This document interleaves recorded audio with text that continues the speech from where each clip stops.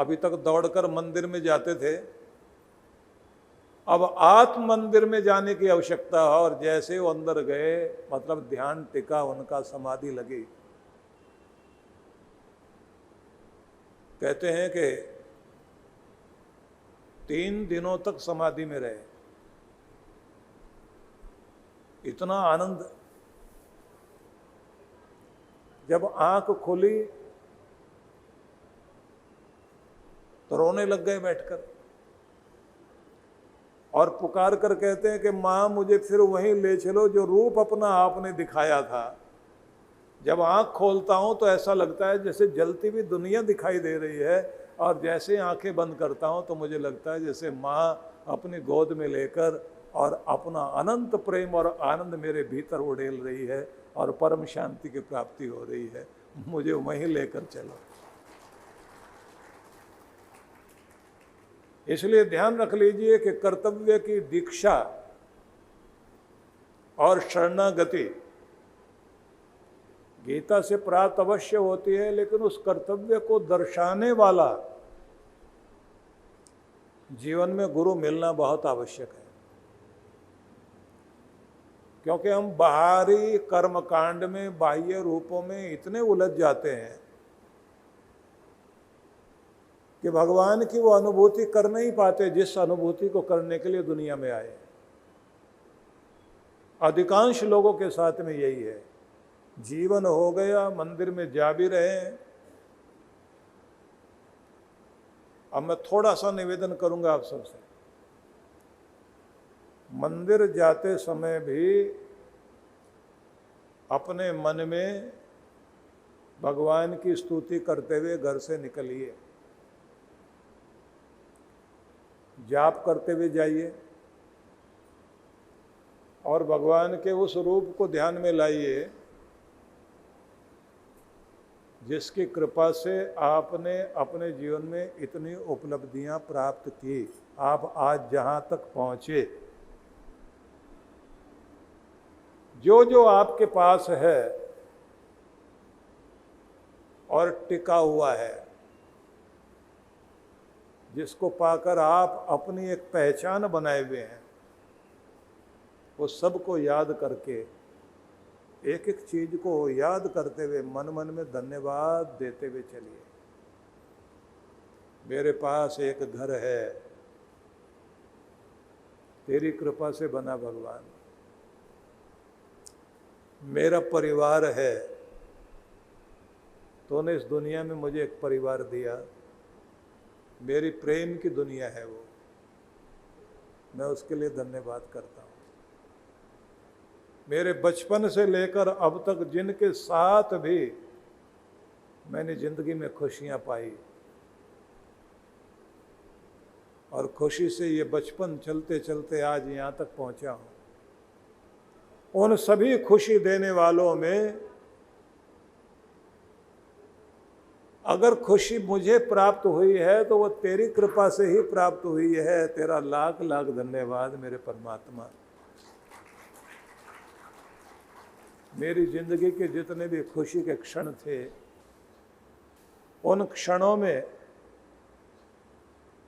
जब भी याद करता हूँ तो मेरे मन में बहुत आनंद आता है। तो भगवान तुम्हें धन्यवाद करता हूँ, और हर चीज को धन्यवाद करते हुए साथ साथ नाम स्मरण करना। जैसे मेरे बच्चों के द्वारा मुझे मेरा नाम पुकारे जाने का वो क्षण, जब मेरा पहला बेटा बेटी मुझे पिता पापा जो भी बोला, वो पहला अक्षर जो मैं उसके नाम से, उसके मुख से सुनने के लिए उत्सुक था, उसने पिता बोला, माँ को माँ कहा। वो क्षण जहाँ से बच्चे की पुकार मैंने सुनी, उसके लिए धन्यवाद करता हूँ। उस क्षण को धन्यवाद करता हूँ जो मेरे जीवन में खुशियाँ लेकर के आता रहा, और जो स्मृति मुझे बार बार जैसे बादलों में बिजली कड़कती है, ऐसे मेरे अंदर रह रह करके वो स्मृतियाँ चमकती हैं। धन्यवाद। और इतना कहते ही भगवान का नाम साथ में उच्चारण करना। अगर आप शिव को मानते हैं तो ओम नमः शिवाय। यदि आप राम जी को मानते हैं, हरे राम सीताराम बोलते हुए जाइए।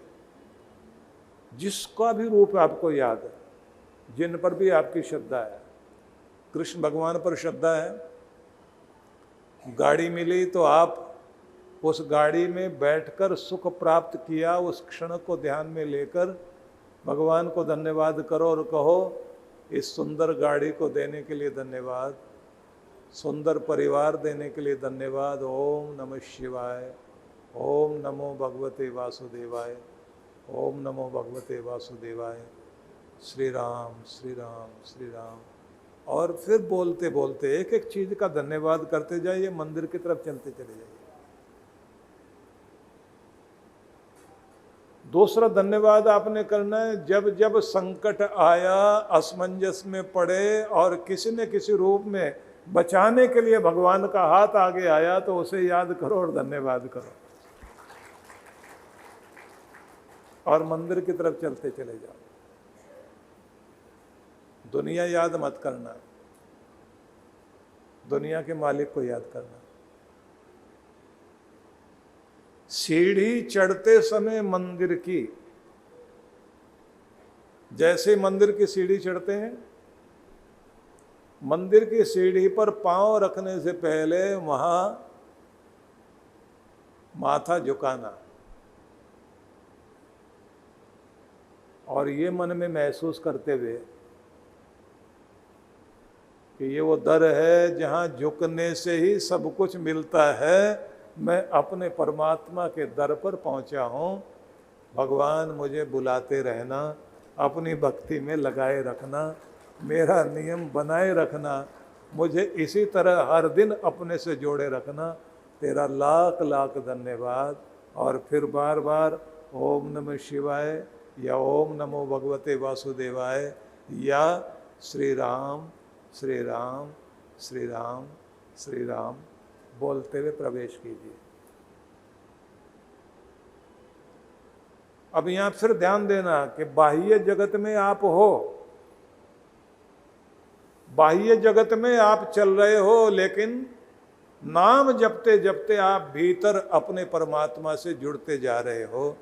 और जब तक आप बाहर से भीतर की यात्रा करोगे नहीं, तब तक कृपा होगी नहीं। सीधा नियम है, दुनिया में कुछ भी पाना है आंख खोल करके ही पाया जाएगा। दुनिया के मालिक से कुछ भी पाना है तो आंख बंद करके ही पाया जाएगा। इसलिए दोनों में अंतर है।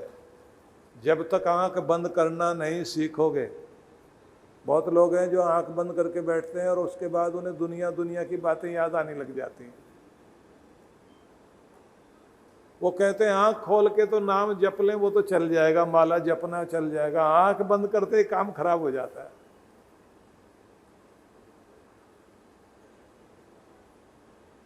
उसका भी नियम सुन लीजिए। जब आंख बंद करने के लिए बैठो ना, तो पहले तो अपने आसन को संभालना सीखिए। एक आसन भक्ति का जरूर रखो आप। उस आसन पर फिर कोई और नहीं बैठना चाहिए, ये याद रखें। आपका अपना आसन होना चाहिए। घर में अपना भक्ति का एक अलग आसन, अपनी एक माला, अपना एक आचमन पात्र और एक वस्त्र, भगवान की ड्रेस। खेलने जाते हो तो खेलने के लिए भी एक ड्रेस रखते हो ना आप। बैडमिंटन के लिए जाओगे, कुछ लोग सवेरे सवेरे सैर करने जाते हैं तो उसकी ड्रेस अलग रख लेते हैं ना। पार्टी की अलग ड्रेस है आपके पास, ऑफिस ड्रेस अलग है। तो जब अलग अलग ड्रेस आपकी चलती हैं, नाइट सूट भी आपका नाइट ड्रेस अलग है बिस्तर पर जाने की, तो फिर दुनिया के मालिक से मिलने की भी तो कोई ड्रेस होनी चाहिए ना। तो आपके पास कुछ नहीं तो एक पीत वस्त्र भगवान का आप अपने पास रख लें, उसे पहन करके आसन पर बैठें। तो माला, आसन, आपका वस्त्र, आपका आचमन पात्र, ये जरूर रखिए। अब अगली बात, आसन को लपेट के रखिए, जब आप बैठें तब उसको खोल के बिछाओ।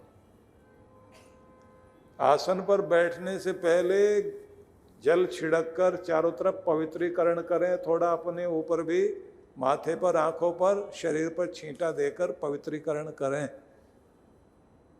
माला को भी पवित्र करें, थोड़ा सा जल डाल करके माथे पर, आंखों पर, कंठ में, हृदय में लगाकर और फिर गौमुखी में रख करके माला जाप करनी चाहिए। पवित्रीकरण जरूरी। अब आपको बता रहा हूं बैठना कैसे। आसन पर बैठ गए, हो सके तो एक दीप जला लें। विशेष बातें तो आगे चल करके बताएंगे। अब जैसे आप बैठ जाएंगे तो पहले आपने खुद को बोलना है, सावधान सावधान सावधान, कि सावधान हो जाओ। अब तुम दुनिया के मालिक के दरबार में हो, दुनिया में नहीं, दुनिया से अलग जगह पर आ गए हो, सबसे पवित्र स्थान में। वो स्थान जहाँ से भगवान को पुकारा जाता है और उसकी कृपा पाई जाती है, उस जगह पर बैठे हो।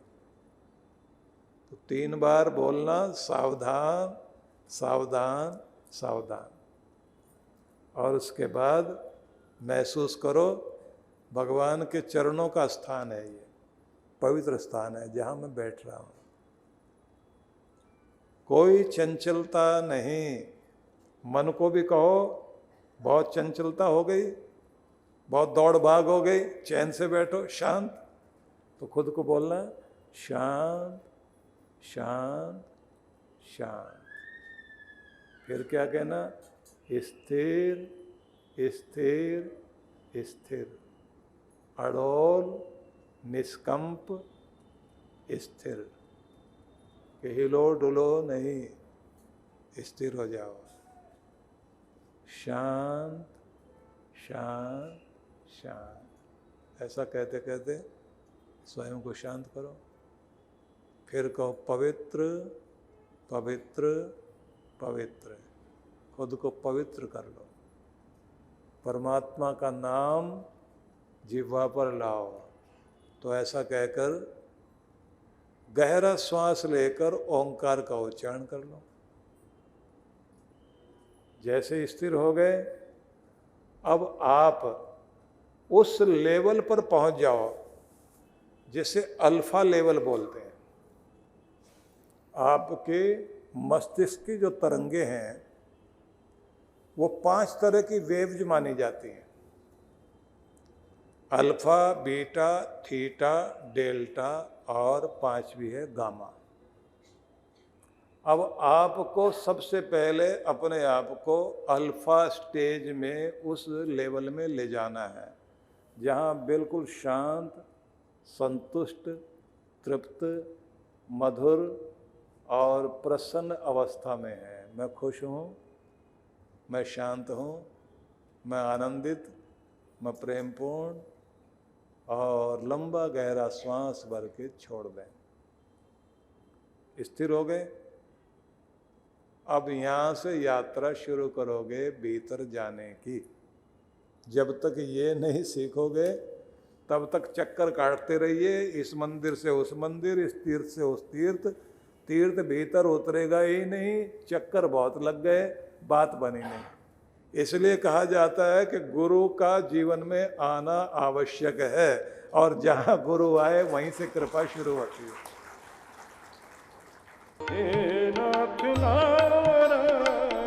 जीवन प्रभात। The dawn of a new life. A 3-day spiritual journey to inner peace and joy.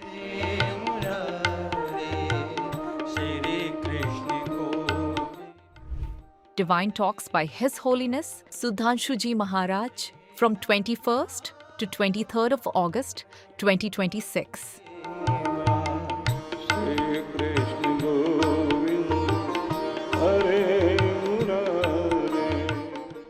Blissful Living Meditation by Dr. Archika Didi. Saturday and Sunday, 22nd and 23rd August 2026. Venue: Hindu Sabha Temple, 9225. The Gore Road, Brampton.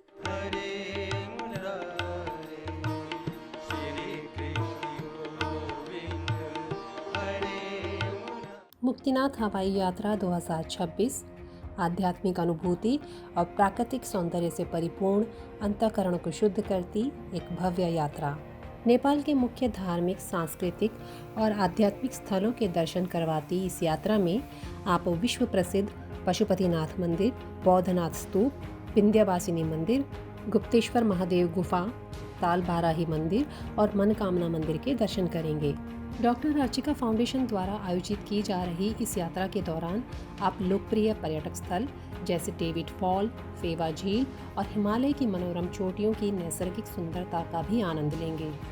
तो हमारे साथ चलिए नेपाल की इस आध्यात्मिक, प्राकृतिक और सांस्कृतिक विरासत का अद्भुत अनुभव करने के लिए पवित्र मुक्तिनाथ यात्रा पर 6 सितंबर से 11 सितंबर 2026 तक। आज ही अपना स्थान सुरक्षित करें। अधिक जानकारी के लिए हमें इन नंबर्स पर संपर्क करें।